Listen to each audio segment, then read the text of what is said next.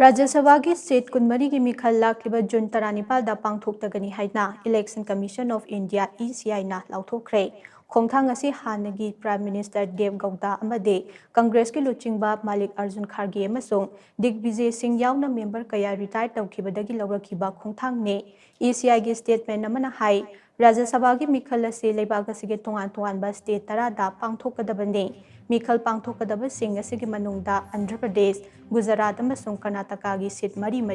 मध्य प्रदेश अमसों राजस्थान की सीट अहुम झारखंड की सीट अनी अमदे मणिपुर मेघालय अरुणाचल प्रदेश अमदे मिजोरम की सीट अममम याउरे मीखल असिगे नॉमिनेशन फाइल तौबगी अरोइबा नुमितना जून 9 दा ओइगनी हाइरे राज्य सभा रिटायर तौरगदबसिंगी मनुंगदा हानगी प्राइम मिनिस्टर देव गौड़ा